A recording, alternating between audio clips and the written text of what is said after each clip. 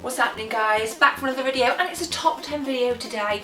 I wanted to take you guys through some of the Sega Saturn games that have been taking up a lot of my time recently, and that have also formed my new top 10, so let's take a look.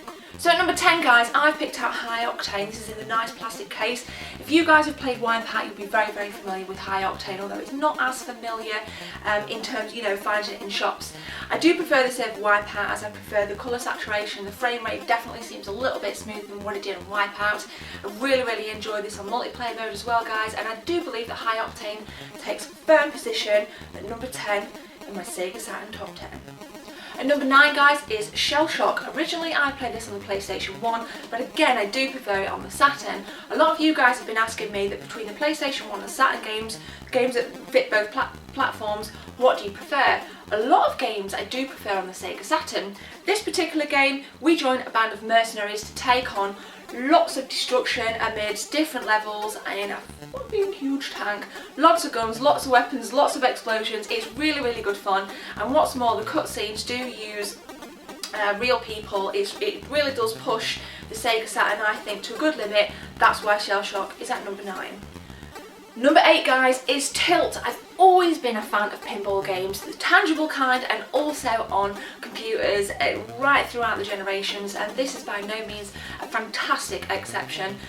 Tilt offers, I think, about six tables, incredible colours, really fun, quite fast paced, again good frame rate. I used to notice a lot of glitches back then, but for some reason I play it now, and who knows, maybe the glitches are there, maybe they're not, but this definitely is my number 8. I really love it. If you guys haven't checked it out, please check it out. Tilt. Number 7, guys, is a Sega classic, a Sega icon, Sonic. This game being Sonic Jam, which boasts 4 classics that we saw on previous consoles, and Sonic Jam. It is absolutely great. I love compilation Sega games. I really enjoy the Mega Drive collection on the PlayStation 3. And for the Saturn, we have a lovely, this is great. My particular copy is in fantastic condition. I do remember playing all the Sonic games back in the day, and I do love that nostalgia about retro gaming, and that's why Sonic Jam is my lucky number 7. Number 6, guys, is Virtua Fighter 2. I do love those large pixels on the 32-bit characters of your Tekkens and your Virtua Fighters. I love this game. This particular game I've chosen over Virtua Fighter because it has the addition of 2 new characters, and I just like that kind of choice a little bit more. I preferred Mortal Kombat 2 over Mortal Kombat 1 because it did include the additional characters. I like the versatility because I do get quite bored with fighting games, so the more the merrier for me. So that's why Virtua Fighter 2 is my number 6. Drilling down into my top 5, guys, is Die Hard Trilogy. Oh yes, another game that is available on the PlayStation 1, but for me, I prefer it on the Sega Saturn. What's great about this game is that there are 3 mini-games inside, my favourite being the Knock-at-Home campaign. So this game is definitely my number 5. I love the films, I love the games, and the graphics are fantastic, actually, quite good. So guys, check it out. It's my number 5, Die Hard Trilogy. Right, guys, at number 4 is Loaded, which again is another PS1 title, but again, for some strange reason, I don't know why. I think as I've got older, my preferences swang a lot more towards Sega Saturn games. Loaded is a classic. It's a nice top-down shooter. It's incredibly gory. It's actually surprisingly gory, and it's actually surprisingly difficult. I was playing this recently and going through just the first level alone, and it took me a good 15-20 minutes to get through the first level, but I like a challenge, and I like that Loaded brings that to the Saturn. So, and aside from the great artwork, guys, that is bloody fantastic. So that's why Loaded is my number 4. Number 3, guys, drilling right down now, Destruction Derby. I prefer this over this second because, well, it's the first, and I loved it. I really love this game. I think what's great about it is there's loads of cool tracks to choose from. The music is incredibly catchy. I still hum it to this day.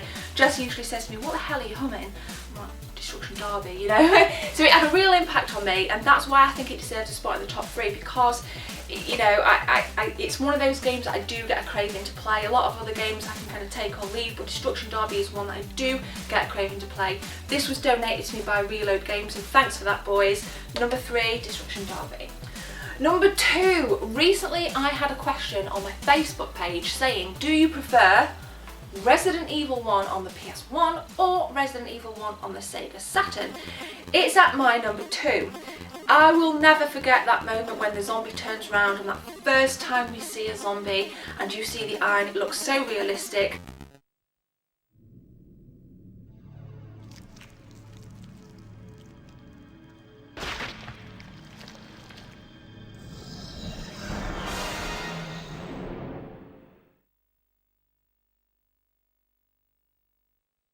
I love it on the Saturn. Jess bought me this.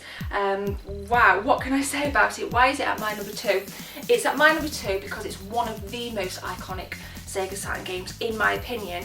It's definitely not a hidden gem. I don't think any of these titles are hidden gems, but nonetheless, incredible games to have on your Sega Saturn menu of games on your shelves. So Resident Evil 2, I think it's influenced a lot of games for me that I've liked as I've got a lot older.